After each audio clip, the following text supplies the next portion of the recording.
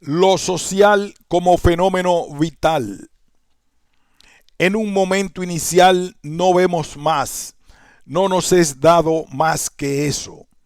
lo que está frente a nosotros en nuestro entorno, es decir, esas circunstancias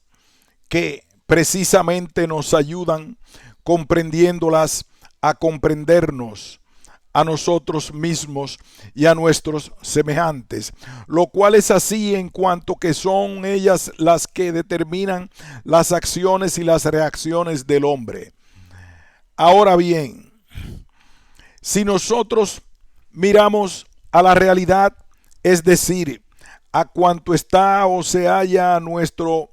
entorno, nos daremos cuenta de que todas esas circunstancias que se enlazan tan estrechamente con nosotros se insertan en un algo a que habitualmente atribuimos el nombre de mundo, el cual precisamente por esto se nos aparece como constituido, o mejor dicho, como integrado por una pluralidad de entes, entre los cuales ocupan lugar primero y destacado las personas físicas, nuestros semejantes, que viven, se mueven y actúan en una pluralidad de maneras. Esto es lo que ha determinado a Husserl a escribir que tengo conciencia de un mundo y aclara, tengo conciencia de él. Quiere decir, ante todo, lo encuentro ante mí inmediata e intuitivamente. Lo experimento mediante la vista, el tacto, el oído, etcétera, en los diversos modos de la percepción sensible están las cosas corpóreas en una u otra distribución espacial. Para mí simplemente ahí adelante, en un sentido literal o figurado. Lo mismo si fijo la atención especialmente en ellas, ocupándome en considerarlas, pensarlas, sentirlas, quererlas o no. También están seres animados, digamos, hombres inmediatamente para mí ahí. Los miro y los veo, los oigo acercarse, estrecho su mano al hablar con ellos. Comprendo inmediatamente lo que se representan y piensan, qué sentimos, se mueven en ellos, qué desean o quieren. También ellos están ahí delante en mi campo de intuición como realidades, incluso cuando no fijo la atención en ellos. Con lo de con lo que dé y de tal suerte como escribe el propio autor, Meditaciones Cartesianas. Al mundo se refiere en su actividad la vida cotidiana, a él se refieren también todas las ciencias, directamente las ciencias fácticas, indirectamente como instrumentos del método, las ciencias a priorísticas. Lo cual es así porque, y según cuida de hacer observar Merleau-Ponty en Phenomenology de la Perceptions Abanthropos, el mundo está ahí antes de todo análisis que yo pueda hacer de él, y sería artificial hacerlo derivar de una serie de síntesis que enlazarían las sensaciones y después los aspectos perspectivos del objeto, cuando unas y otros son justamente producto del análisis y no deben ser realizados antes de él. Ahora bien, el problema que aquí cabría plantear es el de si este mundo tiene un sentido unívoco, analógico o equívoco. Porque bien miradas las cosas, El mundo reviste pluralidad de aspectos, de los cuales los más importantes no me atrevería a decir que los únicos para nuestro propósito son los que señala Heidegger, precisamente al iniciar su estudio de la mundanidad del mundo, el ser y el tiempo. Ellos son mundo, empleado como concepto óntico y significando entonces la totalidad de los entes que puedan ser ante los ojos dentro del mundo. 2. Mundo, funcionando como término ontológico y significando entonces el ser de los entes aludidos en el número 1, pidiendo en este caso ser mundo, el nombre de toda región que abarque una multiplicidad de entes. 3. Mundo puede comprenderse de nuevo en un sentido óntico, mas no como los entes que pueden hacer frente dentro del mundo, sino como aquello en que un ser ahí fáctico, en cuanto este ser ahí vive, teniendo pues una significación preontológicamente existencial. 4. Mundo designa finalmente el concepto ontológico existenciario de la mundanidad, la cual es susceptible de modificarse en los respectivos todos estructurales de distintos mundos, pero encierra en sí el a priori de la mundanidad en general. ¿Por dónde y de tal modo vendríamos a interrogarnos por todas y cada una de estas categorías de mundos? Es decir, que nos interrogaríamos sobre la existencia del mundo que podemos llevar y que de hecho llevamos dentro de nosotros mismos, razón por la cual habría que responder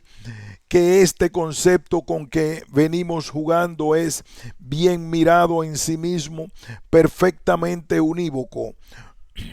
siquiera habitualmente se aplique con analogía de participación. Puede, por tanto, rechazarse la tesis de Heidegger a tenor de la cual del empleo de la palabra mundo salta a la vista la equivocidad de esta. Por otra parte, de que esto que llamamos mundo tiene una existencia, no cabe dudar desde el punto y hora en que está ahí a nuestro alcance, con lo que en efecto estamos haciendo sin interrupción la experiencia de que este mundo se presenta de continuo a nuestros ojos como incuestionablemente existente. Husserl, Meditaciones. Lo cual tiene una explicación cuando menos inicial en el hecho de que nosotros mismos estamos moviéndonos y actuando, es decir, viviendo dentro de su ámbito, el cual además y en cierta manera por razones que aquí no importa dilucidar, condiciona nuestra particular actividad, donde no cabe olvidar empero que, como cuida de puntualizar el propio Husserl, el total y concreto mundo circundante de la vida es desde luego para mí mero fenómeno, mera apariencia de realidad en lugar de realidad. Esto es, que el mundo se limita a ser para nosotros una mera pretensión de realidad, con lo que por razón de este ser fenómeno, el mundo a que venimos refiriéndonos se nos presenta o está ahí delante, mostrándosenos en una doble faceta espacial y temporal. Hace notar el autor a que venimos refiriéndonos que el mundo que para mí está en forma consciente ahí delante en cada momento de la vigilia no se agota con el círculo de esta copresencia intuitivamente clara u oscura, distinta o indistinta, que constituye un constante halo del campo de percepción actual, sino que este mundo se extiende hasta lo infinito. Ahora bien, lo actualmente percibido, lo más o menos claramente copresente y determinado hasta cierto punto o al menos, está en parte cruzado, en parte rodeado por un horizonte oscuramente consciente de realidad indeterminada. Por otra parte, ese mundo que está ahí delante para mí ahora y patentemente en cada hora de la vigilia, tiene un horizonte temporal infinito por dos lados, su conocido y su desconocido, su inmediatamente vivo y su no vivo pasado y futuro. Se trata pues de un mundo al que se refieren los complejos de las múltiples y cambiantes espontaneidades de mi conciencia, en cuanto que es el mundo en que me encuentro y que es a la vez mi mundo circundante, con lo que y de tal modo quiere decirse que este mundo no pertenece en manera alguna al orbe de las ideas o de los valores, e incluso cabe decir de él que es al menos un cierto sentido diametralmente opuesto a ellos. En cuanto de estos últimos puede decirse que forman un conjunto, un mundo ideal, que por esto mismo y aún teniendo una realidad exterior, siquiera en una cierta dimensión, al ser pura exteriorización de una actitud que asumo al moverme o para moverme dentro de unos determinados horizontes en que el cogitatum ya no es el de mi mundo circundante natural. Se interioriza fácilmente al paso que el mundo a que estamos refiriéndonos es un mundo predominantemente exterior y desde luego absolutamente exteriorizable en cuanto está anclado en lo plenamente real y positivo. Esto es tangible, mostrando por otra parte a nuestra consideración sus diversas y múltiples facetas, a las que en su lugar oportuno aludiremos directamente y de las cuales ha de cuidarse de eliminar las de índole ideal y valoral, esto es, las que pudieran reputarse matemáticas o metafísicas.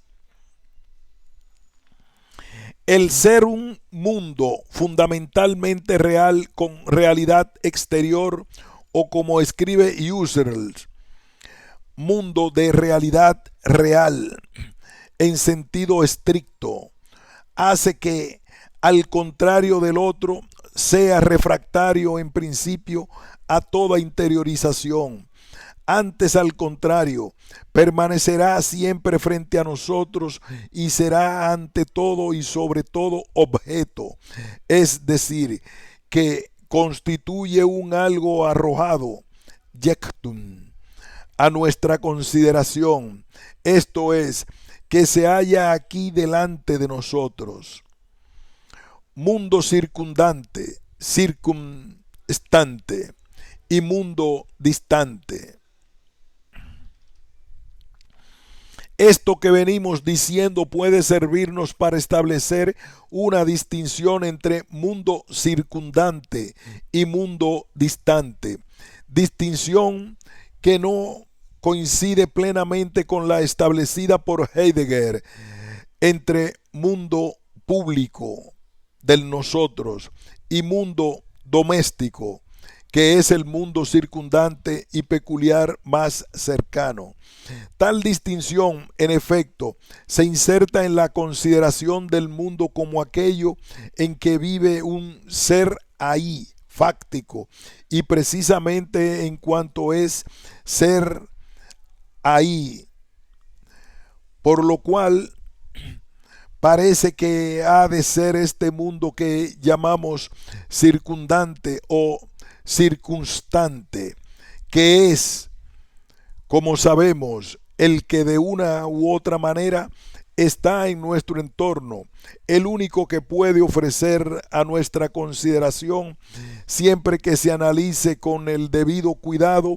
una serie de facetas múltiples hasta la diversidad, algunas de las cuales pueden muy bien calificarse de domésticas, al paso que otras entrarían por completo en la categoría de lo público, pero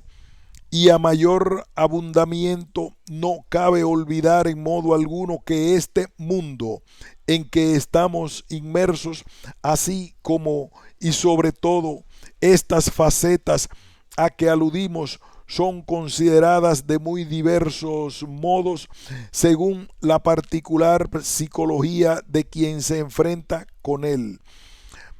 Más antes de seguir adelante, importa plantearse la cuestión de si este mundo circundante se identifica de manera plena con el mundo que está aquí y ahora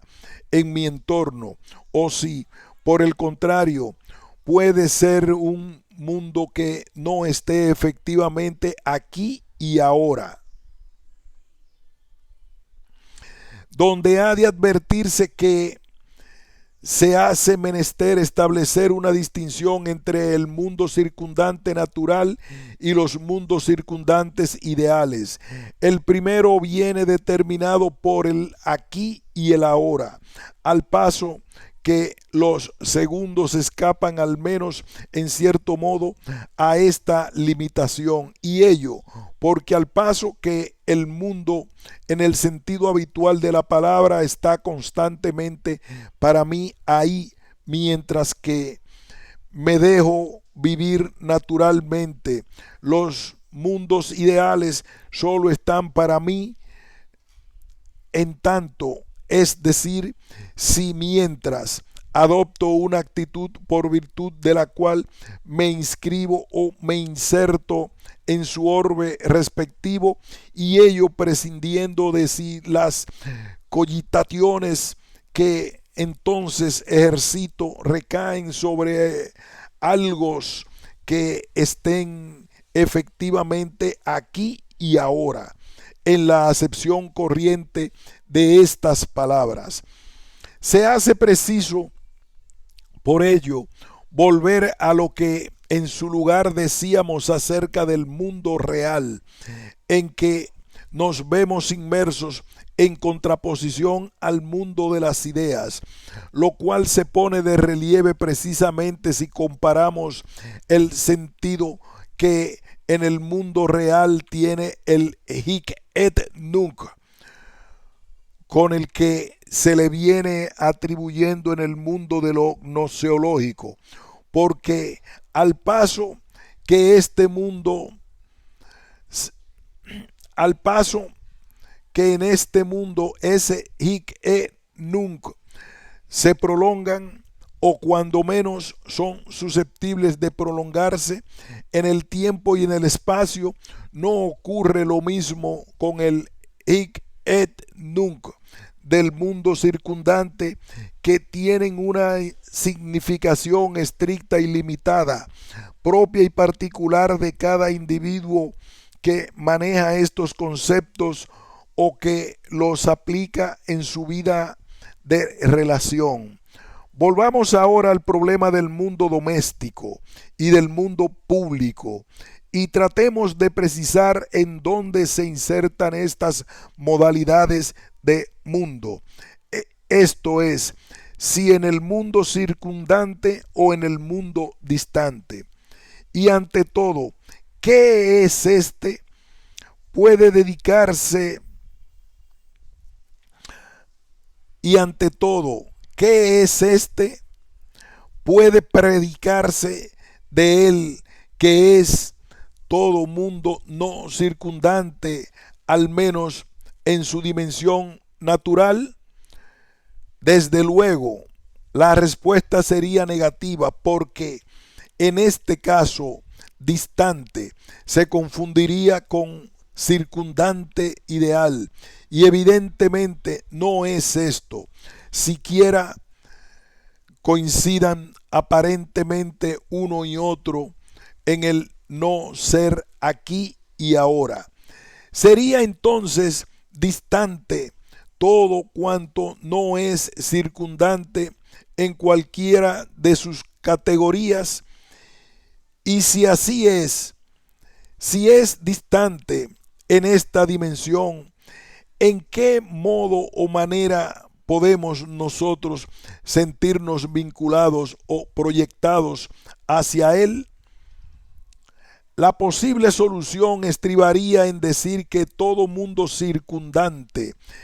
esa zona de horizonte oscuro a que alude Husserl, lo es en cuanto es mundo distante, mundo que por esto mismo nosotros intentamos atraer al orbe de nuestras cogitaciones en un afán de aproximación. Más adelante veremos a qué obedece este afán de aproximación o qué desalejamiento. Baste ahora con lo dicho. Lo cierto es que si miramos bien las cosas, podemos darnos perfecta cuenta de que para unos el mundo público o del nosotros es mundo distante, al paso que para nosotros y para otros entra en la categoría de lo auténticamente circundante. Tal sucedería, por ejemplo, en el caso del político o del sociólogo. El mundo doméstico, por su parte, admite de igual manera que también las admite el público una serie de gradaciones que en este supuesto concreto van de lo estrictamente íntimo hasta lo ampliamente familiar, sin que por ello pueda decirse que pierden su común carácter de domesticidad. Y existe asimismo la posibilidad de que esto doméstico se extienda incluso a ámbito no familiar, pero en el cual quien así lo considera está inmerso de una manera indirecta y cuando menos casi absoluta. Tal es el caso, por ejemplo, de un club o de una asociación cualquiera, que pueden muy bien ser y de hecho son para sus miembros mundo doméstico, al paso que para quien los ve desde la calle valga por ángulo opuesto, no solamente no son en modo alguno mundo doméstico, pero ni siquiera circundante en la dimensión de peculiar y cercano, sino que por el contrario pertenecen fundamentalmente a lo que hemos llamado mundo distante. Así, un mundo distante no lo es en función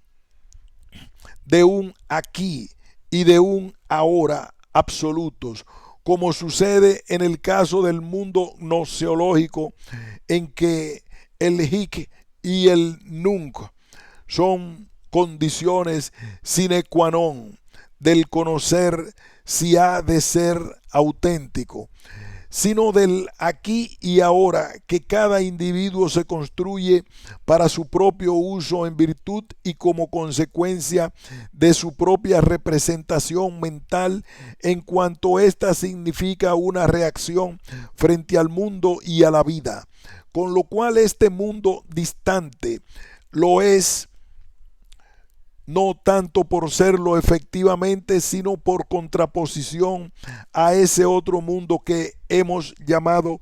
circundante o circunstante, que es aquel en que el individuo habitualmente vive, se mueve y actúa,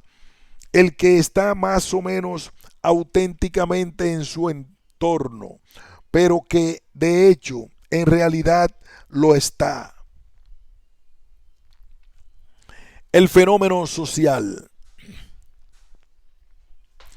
En este mundo de que venimos hablando y en el que hemos distinguido una pluralidad de facetas, nos encontramos con una serie de fenómenos de índole muy diversa entre sí, en medio de los cuales nos movemos y actuamos, es decir, vivimos. Y es que, como escribe Merleau-Ponty,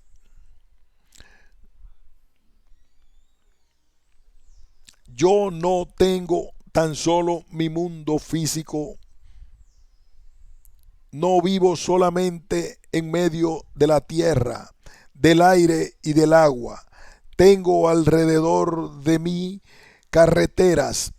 plantaciones, poblaciones, calles, iglesias, utensilios, un timbre, una cuchara, una pipa. Cada uno de estos objetos lleva la impronta de la acción humana para la que sirve. Cada uno emite una atmósfera de humanidad que puede ser muy poco determinada, si no se trata más que de algunas huellas de pasos en la arena o, por el contrario, muy determinada si visito de arriba abajo una casa recién evacuada. Es decir, que la descripción del mundo circundante nos descubre la existencia de unos útiles a la mano, con los cuales nos hacen frente a la vez y al propio tiempo los otros para quienes también estos utensilios están ahí a la mano. Podemos citar como ejemplo el aducido por Heidegger cuando escribe en El ser y el tiempo, que en el mundo circundante inmediato del trabajo manual, con el útil que se encuentra en el trabajo, hacen frente concomitantemente los otros a quienes se destina la obra del trabajador. La consecuencia es que con estos útiles, concepto en el cual entran perfectamente incluso aquellas carreteras, lo mismo que las iglesias o las poblaciones, en tanto que también ellas son para algo, se nos hace presente un mundo que, como apunta Merleau-Ponty, no es ya un mundo estrictamente físico, siquiera todos estos utensilios tengan una realidad física en cuanto que están ahí dándonos en cara. Esto es, se sedimentan al exterior y llevan la existencia anónima de las cosas. Y, sin embargo, en el objeto cultural experimento la presencia próxima de otro bajo el velo de anonimato, precisamente porque esos objetos son útiles, para lo que revalida la postura de Heidegger. Con el útil nos hace frente los otros para quienes también es útil a la mano. Pero Merleau-Ponty va más lejos todavía cuando escribe que por la percepción de un acto humano y la de otro hombre podría verificarse la del mundo cultural. Él se nos permite captar dentro de su mundo una acción o un pensamiento humano, en cuanto que aquel pronombre indefinido, el on francés, no es más que una fórmula vaga para designar una multiplicidad de yos o un yo en general, lo cual significaría que se nos hace preciso redescubrir el mundo social, exactamente lo mismo que hemos redescubierto el mundo natural, porque también lo social está ya ahí cuando lo conocemos o lo juzgamos, y nuestra relación a lo social es como nuestra relación al mundo, más profunda que toda percepción expresa o que todo juicio. Merleau-Ponty. Veamos ahora en qué modo es posible llegar a redescubrir eso ideal. Veamos ahora en qué modo es posible llegar a redescubrir eso social. Decíamos más arriba que entre los entes que están ahí delante para mí y que me hacen frente, se encuentran otros hombres, con lo que una consideración puramente fenomenológica del tema, como es la que aquí venimos intentando, no se hace necesario acudir a frases más o menos preciosistas para decir que lo que se llama la gente se nos aparece de pronto, pues que esta presentación o aparición no ocurre precisamente en cuanto nosotros salimos al mundo de una manera consciente, sino que ya en nuestra infancia, antes, por consiguiente, de alcanzar una plena conciencia, nos encontramos con alguien e incluso con alguienes que desde luego no somos ni podemos ser nosotros mismos, sino que son otros yos que están ahí delante y por tanto haciéndonos frente. Sin embargo, de lo cual la constitución del otro no esclarece por entero la constitución de la sociedad, que no es una existencia de dos o incluso de tres, sino la coexistencia con un número indefinido de conciencias. Merleau-Ponty. Coexistencia en la cual es de advertir que estos otros yos también, además de estar frente a nosotros, no forman parte en modo alguno de nuestro círculo habitual. Antes entran ellos en una categoría especial, no solamente distinta, sino incluso alejada de las que nos son habituales. Categoría ante la cual reaccionamos mostrando eso que precisamente se llama extrañeza, manifestada en modos muy diversos. Entes o personas que por tal razón se denominan extraños, es decir, ajenos por completo a cuanto hasta aquel entonces constituía nuestro mundo, donde viene a confirmarse la postura antes enunciada de Merleau-Ponty, en cuanto que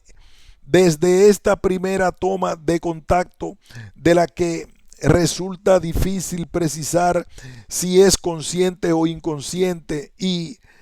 a todo lo largo de nuestra existencia nos encontramos rodeados de gentes con las que, querémoslo o no, tropezamos y con las que por ello convivimos,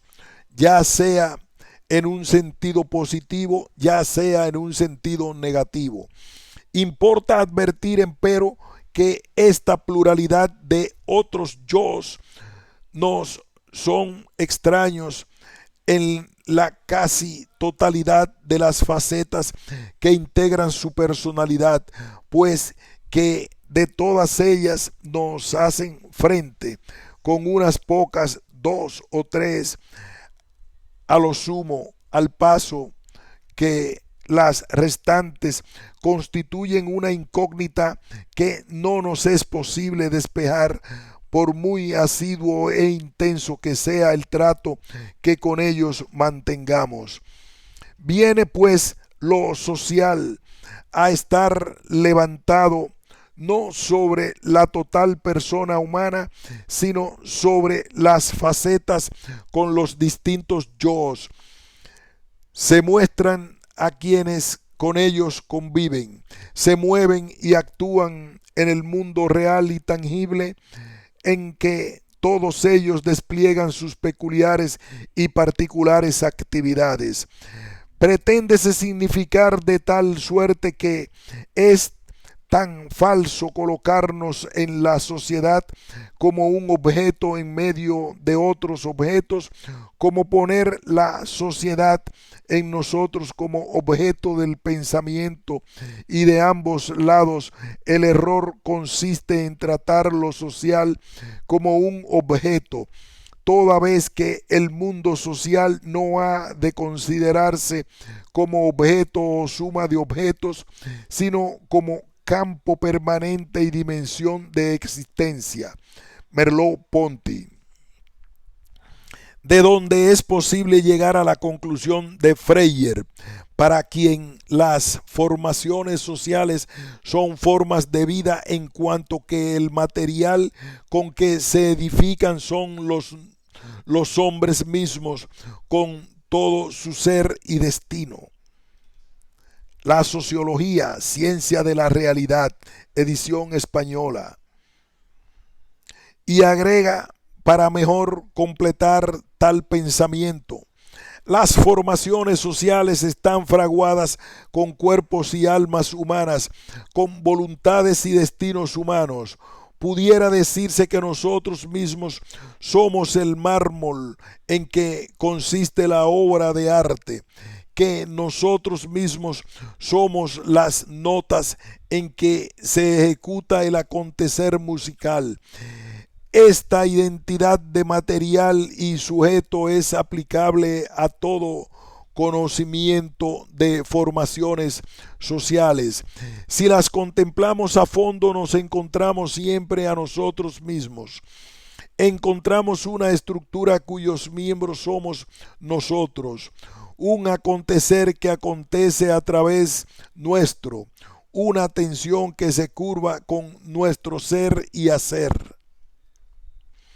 La sociabilidad humana.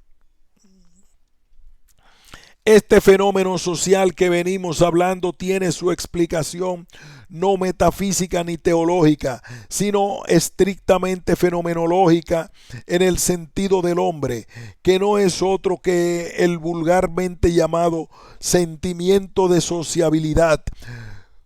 con que lo que importaría aquí y ahora sería determinar de dónde arranca o dónde tiene y encuentra sus raíces este sentimiento de sociabilidad. Esto es, si salta dentro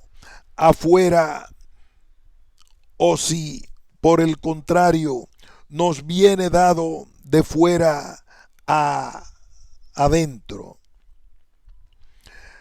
Para explicar esta sociabilidad humana, invócanse diversos argumentos que pueden fácilmente ser bordados desde un ángulo estrictamente fenomenológico, que es aquel en que aquí y ahora nos colocamos. Por de pronto, se hace menester arrancar del hecho de que, en tanto que tengo funciones sensoriales, un campo visual, auditivo, táctil, comunico ya con otros, tomados también como sujetos psicofísicos. Mi mirada recae sobre un cuerpo vivo en tren de obrar. Inmediatamente los objetos que le rodean reciben una nueva capa de significación. Ya no son únicamente lo que yo mismo podía hacer de ellos, sino que son lo que este comportamiento va a hacer. Merleau-Ponty. Es decir, que hay no solamente un yo, sino otros muchos yos que, frente al yo propio que soy, no son sino tus con los cuales se establece una comunicación por el mero hecho de que están ahí dándonos en cara y hacia los cuales nos sentimos impulsados. Y ello porque, como escribe Merleau-Ponty, alrededor del cuerpo percibido se abre un remolino a que mi mundo es atraído y como aspirado. En esta medida ya no es solamente mío, ya no se me presenta tan solo a mí, sino que es presente a X, a esta otra conducta que comienza a dibujarse en él. Y con el mundo que es mío, también yo soy atraído en cuanto me muevo en este mundo y está presente para mí. Como argumento en favor de esta sociabilidad, cítase en primer lugar la facultad de hablar exclusiva del hombre. En efecto, en la experiencia del diálogo se constituye entre otro y yo un terreno común. Mi pensamiento y el suyo no forman sino un solo tejido. Mis frases y las del interlocutor son llamadas por el estado de la discusión. Se insertan en una operación común de la cual ninguno de nosotros es el creador. Ahí, ahí hay allí un ser a dos y el otro ya no es para mí un simple